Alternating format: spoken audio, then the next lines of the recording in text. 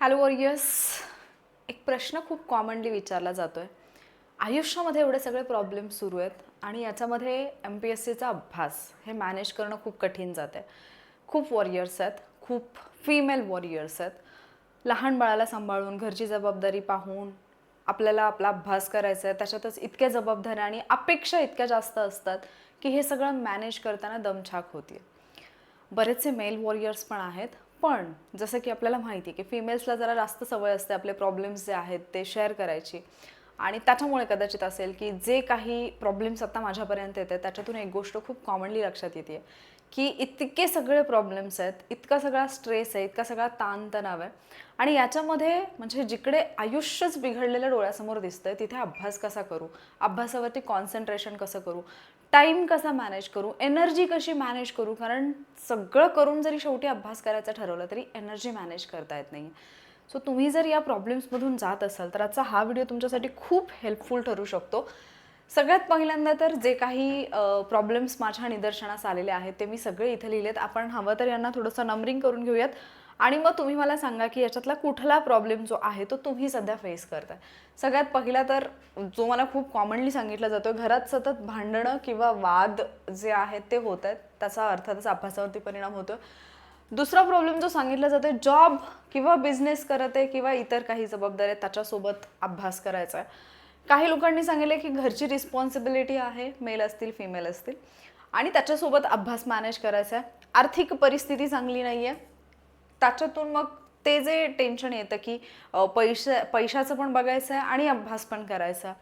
त्याच्यानंतर रिलेशनशिप किंवा पर्सनल प्रॉब्लेम्समुळे मन अस्थिर असतं. हे प्रॉब्लेम्स असे आहेत की बरेच लोक ना ते शेअर पण नाही करू शकत, म्हणजे कोणाशी बोलायचं म्हटलं तरी बोलता पण येत नाहीत. पण रिलेशनशिपमध्ये जे काही प्रॉब्लेम्स आहेत त्याचा परिणाम कुठे ना कुठेतरी अभ्यासावरती होतोय. मित्राचं सिलेक्शन झालं, माझं सिलेक्शन झालेलं नाही आहे.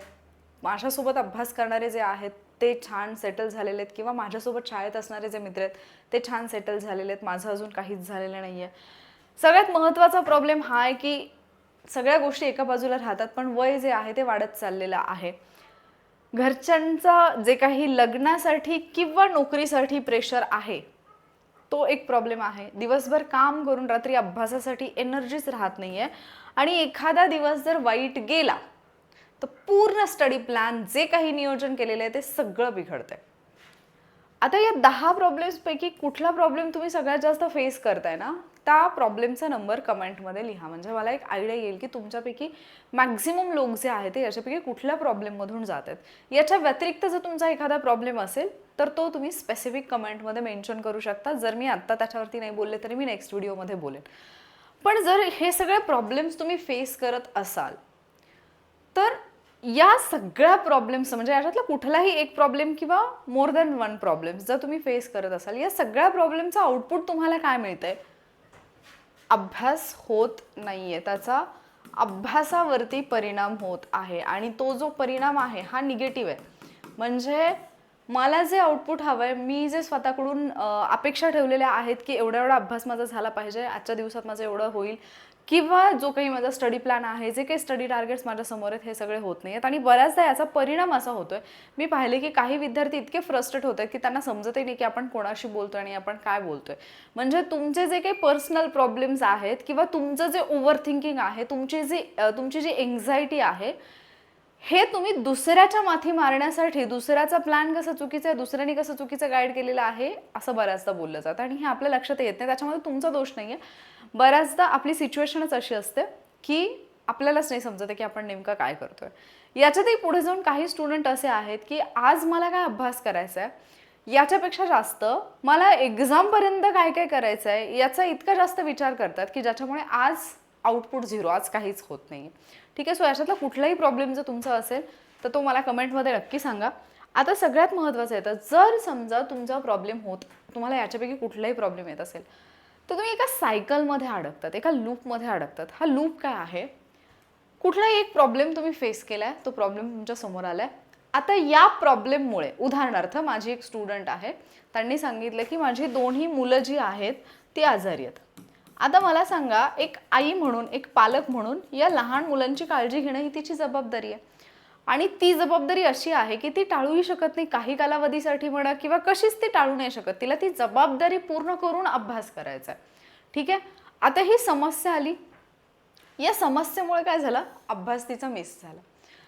आता हा जो काही अभ्यास राहून गेला, हे जे काही स्टडी टार्गेट कंप्लीट करणं राहून गेलं, याचं रूपांतर झालंय गिल्टमध्ये, याचं रूपांतर झालंय अपराधीपणाच्या भावनेमध्ये. म्हणजे मी इतकं करणं गरजेचं होतं आणि ते माझ्याकडून नाही झालं, किंवा आतापर्यंत माझं छान रुटीन बसलेलं ते आता नाही झालं, किंवा असंही होतं की याच्यातूनही टाइम मॅनेज करून जर अभ्यास केला तर एक दुसरा गिल्ट जी सोसायटी आपल्याला देते, जी आपली फॅमिली आपल्याला देते, किंवा कधी कधी आपलेच विचार आपल्याला देतात की तुझी मुलं आजारी असताना तू अभ्यास कसा काय करू शकतेस, तुझी मुलं आजारी असताना तुला अभ्यासाचा विचारच कसा येतो, तुझी मुलं आजारी असताना तू एखादं स्वप्न किंवा तुझ्या स्वप्नाचा विचारच कसा करू शकतेस. ठीक आहे. सो कारणं कुठलीही असू देत, परिणाम काय की आपण गिल्टमध्ये जातोय, आपल्याला एक अपराधीपणाची भावना येते. मग ती स्वतःवरती अन्याय करणं असेल, किंवा आपल्या जबाबदाऱ्या आपण पूर्णपणे पार पाडू शकत नाहीये याचा असेल. या गिल्टचा परिणाम काय होतो, एन्झायटी वाढते. या एन्झायटीमुळे काय होतं, आणखी स्टडी मिस होतो. म्हणजे ही जी तुमची सायकल आहे ना, ही सायकल कुठेच ब्रेक नाही होते. ज्याला ही सायकल ब्रेक करता आली त्याला लाईफमध्ये काही ना काहीतरी अचीव करता येईल. असं नाही आहे की म्हणजे मी तुम्हाला सांगते म्हणजे मी कधी असे प्रॉब्लेम्स फेस करत नाही, किंवा मी कधी अशा लूपमध्ये अडकत नाही. हे माझ्या बाबतीतही खूप वेळा होतं, पण थँकफुली मी त्याच्यातून लवकर बाहेर पडते. अदरवाईज माझ्या बाबतीत तर हे ठरलेलं आहे सर्रास, की समजा माझं एक रुटीन बसलेलं आहे, मी छान लेक्चर्स रेकॉर्ड करते, दिवसाला 2-3-4 लेक्चर्स रेकॉर्ड करते, किंवा मी स्टुडंटसाठी टेस्ट ज्या आहेत त्या प्रिपेअर करते, किंवा पुढच्या लेक्चरची जी आहे ती तयारी करून ठेवते, माझं काम करते, किंवा बाकी जे दुसऱ्या गोष्टी मी करते मी ते करते.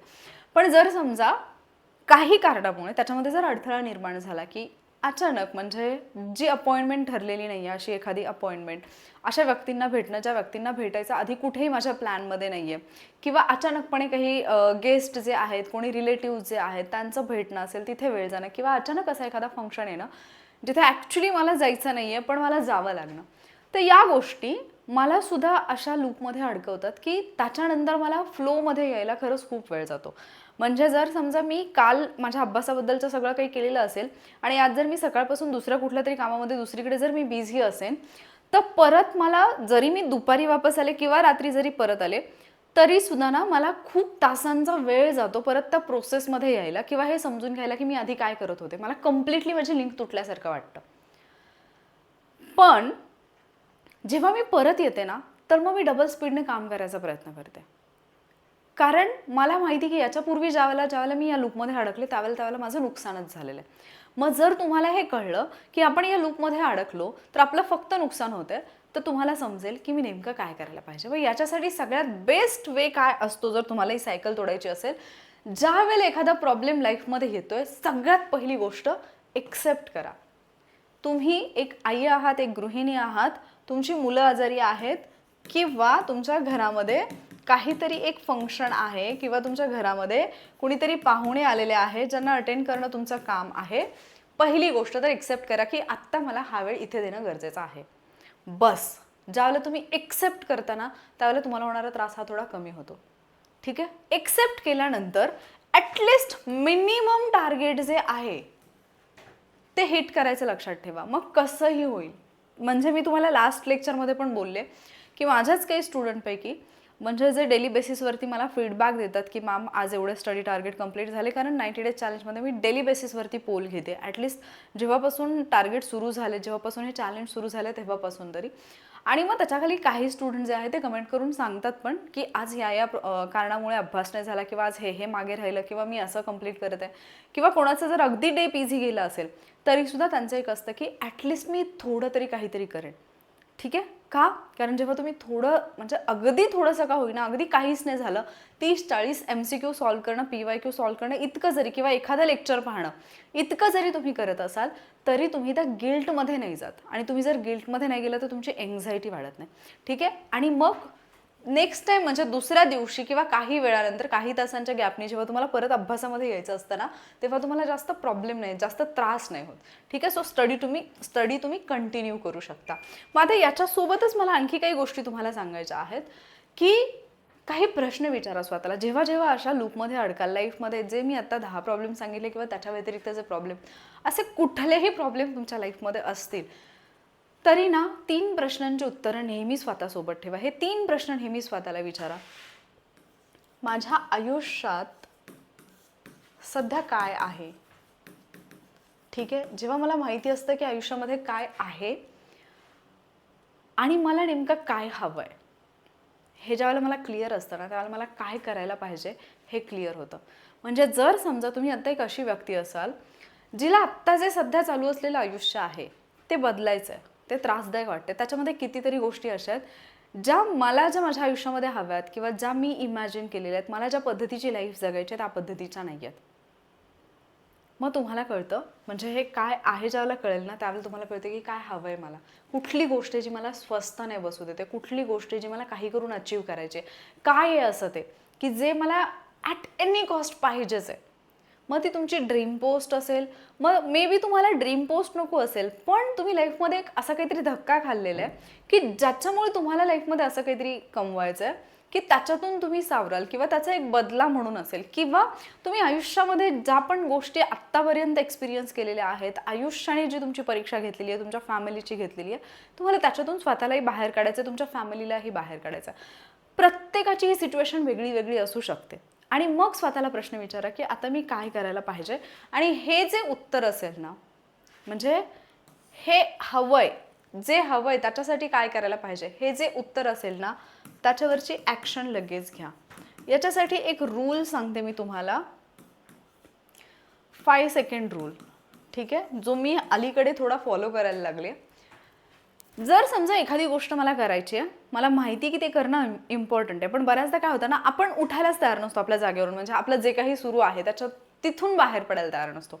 म्हणजे उदाहरणार्थ मी फार थकले किंवा मी काहीतरी एखाद्या गप्पांमध्ये अडकलेले होते, आता मला परत यायचं आहे, पण जेव्हा मी परत येऊन बसेन तर मी डायरेक्ट माझं काम करायला न घेता 5 मिनिटांसाठी मी मोबाईल पाहीन. का तर मला खूप आता म्हणजे खूप थकल्यासारखं झालं आहे, आता मी अभ्यासातून कम्प्लिटली बाजूला आहे, तर मला आत्ता असं वाटेल की नाही, मग 5 मिनिटासाठी मोबाईल बघून घेते, देन मग मी सुरू करेन.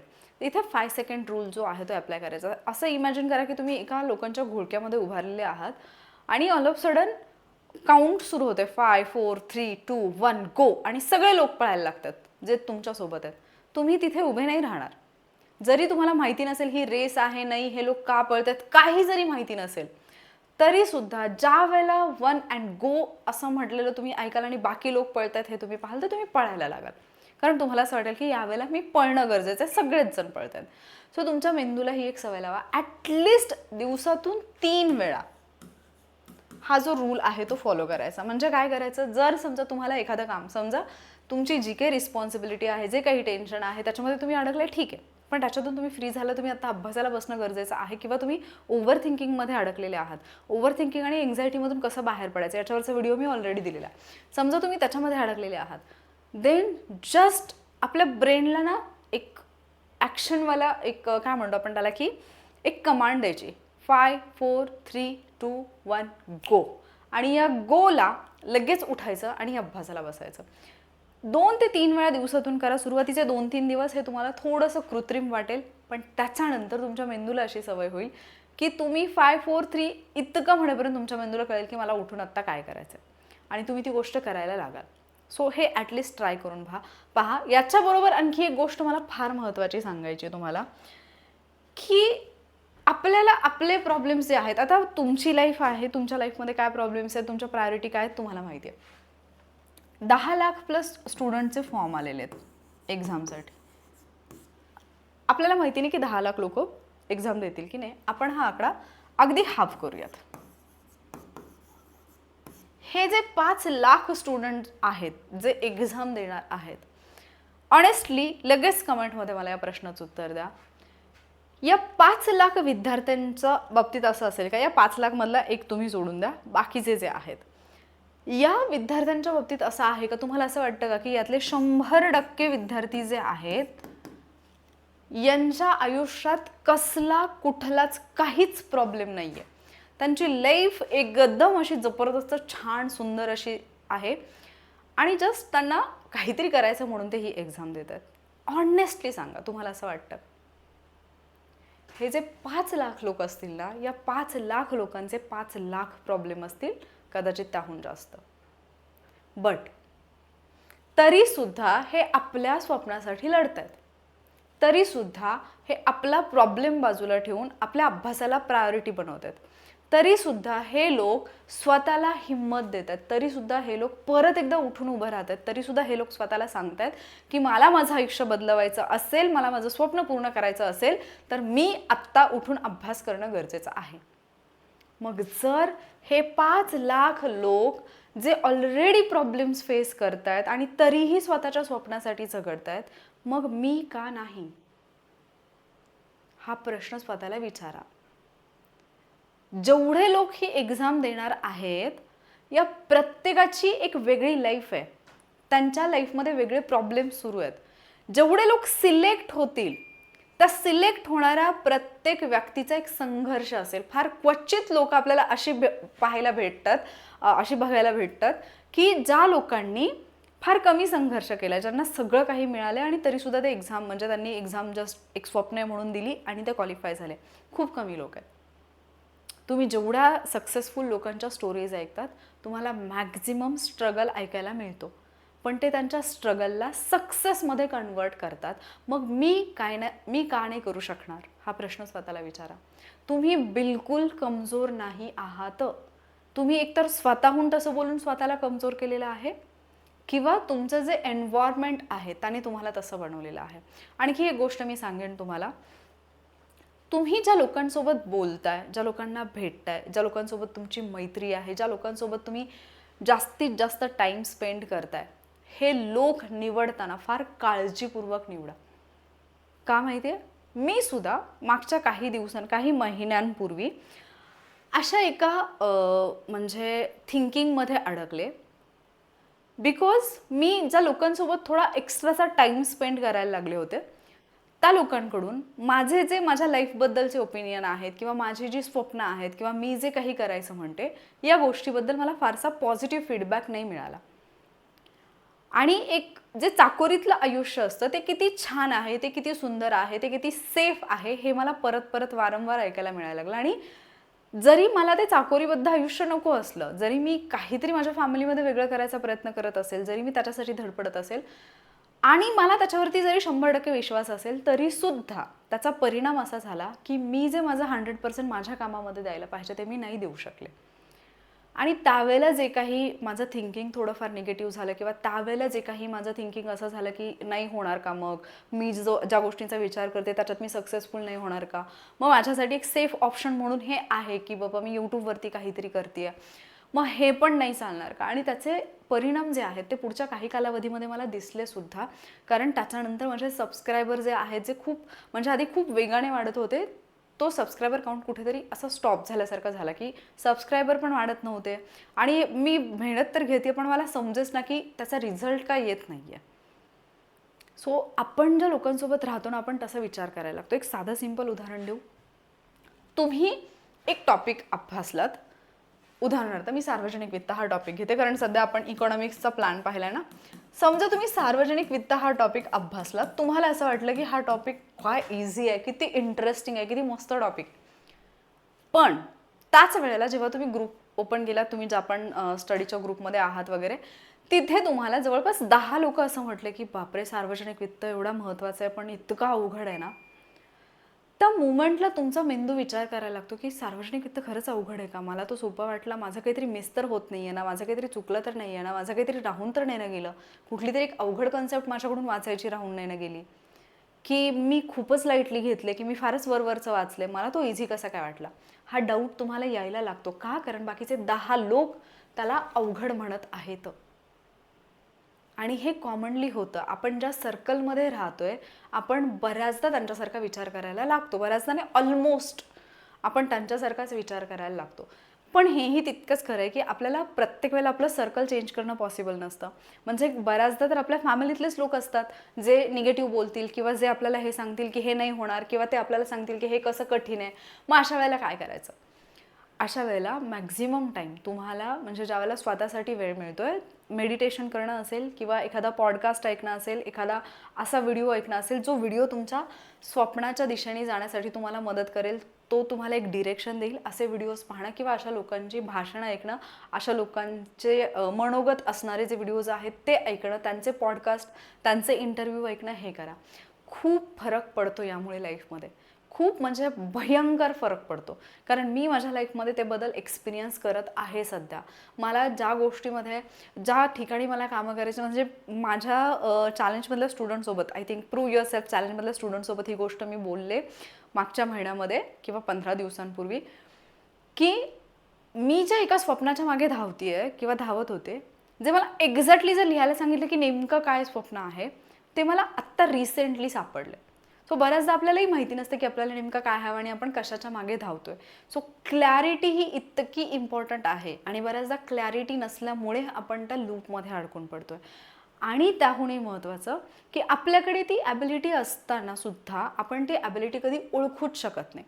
जर तुम्ही ॲट अ टाईम, म्हणजे आता ज्या महिला आहेत ना त्यांच्यासाठी मी सांगते, जर तुम्ही मॅरिड आहात, जर तुम्ही तुमच्या आईबापाचं घर सोडून दुसऱ्या एका माणसाच्या घरी जाऊन राहिलात आणि जर तुम्ही त्याच्या फॅमिलीला सांभाळताय किंवा त्याच्या फॅमिलीसोबत तुम्ही एक छानसं रिलेशन बिल्ड केलं आहे, तर लक्षात ठेवा की जगातल्या कितीतरी माणसांना जे कधीच शक्य नसताना ती गोष्ट तुम्ही ऑलरेडी केलेली आहे. म्हणजे ती कॅपेबिलिटी तुमच्याकडे आहे की तुम्ही काही करू शकता.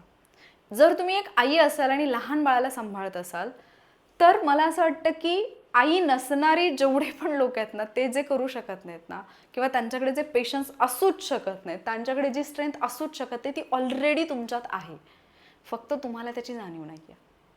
सो बाकी कोण काय म्हणते याच्यापेक्षा स्वतःबद्दल जेव्हा तुम्ही बोलताय ना, त्यावेळेला स्वतःबद्दल पॉझिटिव्ह बोला. बाकी जास्तीची उदाहरणं सांगायची पण गरज नाही. झाशीच्या राणीचं उदाहरण तुम्हाला माहिती आहे की पाठीवरती बाळाला बांधून ती शत्रूशी लढलेली आहे. आणि जर याच्यामध्येच अडकला असाल की नाही माझ्याकडून कसं होणार, मग नाही जमत मला हे, तर तुमचं काहीच नाही होणार. आणि त्याच्याहूनही महत्त्वाचं एक गोष्ट लक्षात ठेवा की तुम्ही एवढा नशीबवान आहात की तुम्हाला आज सगळ्या गोष्टींनंतर सुद्धा, म्हणजे मे बी आफ्टर मॅरेज किंवा बिफोर मॅरेज सुद्धा असेल, तुम्ही एक मुलगी आहात, तुम्हाला तुमचं स्वप्न पूर्ण करण्याची एक संधी मिळालेली आहे, जी संधी कित्येक लोकांना मिळतच नाही. माझ्या समोर कितीतरी अशी उदाहरणं आहेत, मी अशा लोकांना ओळखते की अक्षरशः म्हणजे इतक्या रडतात त्या मुली की त्यांना त्यांच्या लाईफमध्ये जे करायचं ते करताच नाही आलं, त्याच्यासाठी त्यांना संधीच नाही मिळाली, त्यांना परमिशनच नाही मिळाली कधी.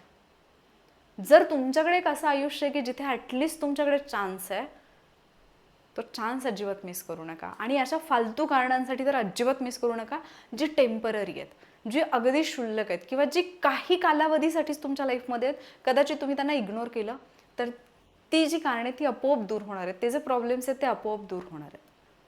अशा प्रॉब्लेम्ससाठी इकडे जे तुमचं भलं मोठं आयुष्य बदलवणारी गोष्ट आहे ना, त्याला इग्नोर करू नका. आणि लक्षात ठेवा, आज जी गोष्ट तुम्हाला करायचा कंटाळा येतोय किंवा थकल्यासारखं वाटतंय किंवा एनर्जी नाहीये, मूड नाहीये, इच्छा नाहीये वाटतंय, ती गोष्ट म्हणजे तुमचा अभ्यास. आज जर तुम्ही ती गोष्ट केली तर आयुष्यभर तुम्ही ते करू शकाल जे तुम्हाला करायचं आहे. तुमचं मूड असेल त्या पद्धतीने तुम्ही राहू शकाल. पण आज जर तुम्ही तुमचा मूड सांभाळाल तर आयुष्यभर तुम्हाला ती गोष्ट करावी लागेल जी तुम्हाला कधीच करायची नाहीये, ज्या गोष्टीची तुम्हाला अजिबात आवड नाही आहे, ज्या गोष्टीत तुमचा अजिबात इंटरेस्ट नाही आहे, ती गोष्ट तुम्हाला आयुष्यभर करत राहावी लागेल. आणि प्लस एक पश्चाताप घेऊन जगावं लागेल की मी हे आधी करायला पाहिजे होतं. सो डिसिजन तुमचा आहे की आता इथून पुढे काय करायचं. म्हणून परत एकदा सांगते की माझ्या आयुष्यात आत्ता काय आहे, मला काय हवं आहे आणि मी काय करायला पाहिजे, हे प्रश्न विचारा. तुमच्या प्रायोरिटीज जेव्हा क्लिअर असतात ना, तेव्हा सगळ्या गोष्टी इझी होऊन जातात. लक्षात ठेवा, प्रत्येक माणसाला 24 तासच मिळालेले आहेत जसे ते तुम्हाला मिळालेले आहेत. या 24 तासातला कुठला वेळ तुम्ही कसा देताय, तुमच्या प्रायोरिटी काय आहेत या 24 तासामध्ये, हे डिसाईड करतं की तुम्ही लाईफमध्ये काय अचीव्ह करणार आहात. ठीक आहे. सो जर ज्यावेळेला मी पुस्तक उघडून बसू शकते त्यावेळेला जर मी कंटाळा आलाय म्हणून मोबाईल उघडून बसत असेल आणि मी रील्स पाहत असेल, शॉर्ट व्हिडिओज पाहत असेल, देन माझी प्रायोरिटी अभ्यास ही नव्हतीच कधी. ज्याची प्रायोरिटी अभ्यास आहे त्याला अगदी 5 मिनिटांचा वेळ जरी मिळाला तरी तो हा विचार करेल की 2 प्रश्न तरी वाचून होतील माझे, एखादा पॉईंट तरी वाचून होईल, एखादी ओळ तरी वाचून होईल, आणि तो ते वाचायचा प्रयत्न करेल.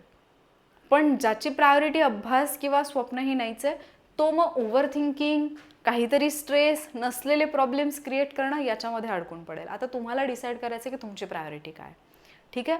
बाकी जर तुम्ही ग्रुप सीची तयारी करत असाल आणि तुम्हाला स्टडी प्लॅन करताना प्रॉब्लेम येत असेल तर ऑलरेडी आपल्या यूट्यूब चॅनलवरती वॉरियर स्पिरिट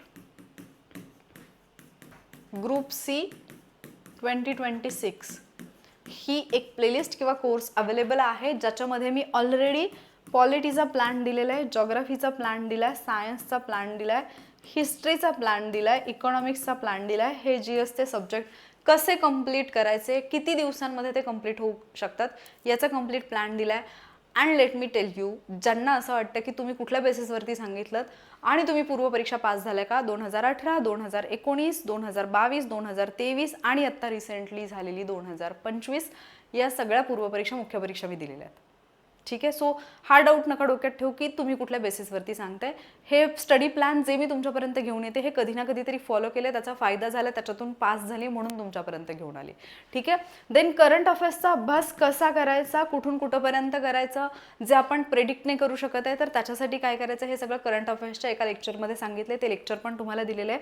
हिस्ट्रीच्या स्टडीजचे टेक्निक जे आहेत की कशा पद्धतीने इतिहास अभ्यासाल तर खूप इझी जाईल ते सांगितलेलं आहे. रिव्हिजनचं जे लेक्चर मी तुम्हाला देईन बोलले होते ते मी लवकरच अपलोड करेन. देन सायन्स जर तुम्हाला कठीण जात असेल तर सुरुवात कुठून करायची, स्टेट बोर्ड कसं वाचायचं याचं पण एक सेपरेट सेशन घेतलेलं आहे, तेही पाहू शकता. बाकी जर स्टडीमध्ये काही प्रॉब्लेम येत असेल तर तोही तुम्ही कमेंट करून विचारा, त्याच्याबद्दलही मी व्हिडिओ घेऊन येईन. आणि मॅथ्स रिजनिंगचे मास्टर बनाल म्हणून एक व्हिडिओ मी टाकलेला आहे, त्याच्यामध्ये मॅथ्स रिजनिंगचा स्टडी कसा करू शकता आणि मॅथ्स रिजनिंगमध्ये मॅक्झिमम मार्क्स कसे घेऊ शकता, त्याच्यासाठी काय स्ट्रॅटेजी असायला पाहिजे, कमीत कमी वेळेमध्ये जास्तीत जास्त उदाहरणं कशी सोडवायची, एक्झाममध्ये टाईम मॅनेजमेंट कसं करायचं याच्याबद्दल पण मी बोललेले आहे. ठीक आहे. सो हे लेक्चर पहा. आणि काल जेव्हा मी इकॉनॉमिक्सचा प्लॅन दिला त्यावेळेला एक गोष्ट मी विचारलेली होती की इकॉनॉमिक्सचे मागच्या 10 वर्षांचे जे काही PYQ आहेत, ग्रुप बीला विचारलेले जे प्रश्न आहेत त्याचं जर ॲनालिसिस तुम्हाला हवं असेल तर कमेंट करा म्हणून. तर काही वॉरियर्सनी कमेंटमध्ये तसं म्हटलेलं की इकॉनॉमिक्स 10 इयर्सची जी काही डिकोडची बॅच असेल ती द्या, तो कोर्स अवेलेबल करून द्या. ॲपमध्ये हा कोर्स अवेलेबल आहे जिथे तुम्ही मागच्या 10 वर्षांचे ग्रुप बीचे इकॉनॉमिक्सचे PYQ ॲनालिसिस तुम्हाला मिळतील, कन्सेप्ट क्लिअर केले जातील, इम्पॉर्टंट टॉपिक जे आहेत त्या इम्पॉर्टंट टॉपिकचे लेक्चरसुद्धा इथे तुम्हाला मिळतील. आणि त्याच्यासोबतच पॅटर्न कसा आहे, कसे प्रश्न विचारले जाऊ शकतात, PYQ मधून पुढचे प्रश्न कसे गेस करायचे हे सगळं तुम्हाला या बॅचमध्ये मिळून जाईल. सो तुम्ही जॉईन करू शकता. लॉन्च ऑफर याची 299 आहे आणि व्हॅलिडिटी याची 6 महिन्यांसाठी आहे. ठीक आहे. सो जर हवं असेल तर रेकॉर्डेड बॅच आहे, तुम्ही जॉईन करू शकता. बाकी ज्या पण अपडेट्स असतात त्या तुम्हाला यूट्यूबवरती प्लस टेलिग्रामवरती मिळत असतात. त्यामुळे जर तुम्ही आपला टेलिग्राम चॅनल सबस्क्राईब केलेलं नसेल, आत्ता जिथे लेक्चर पाहताय ते यूट्यूब चॅनल सबस्क्राईब केलेलं नसेल तर सबस्क्राईब करा. कोर्सेस जर तुम्हाला हवे असतील तर ते आपल्या ॲपवरती अवेलेबल आहे, ॲप डाउनलोड करून घेऊ शकता.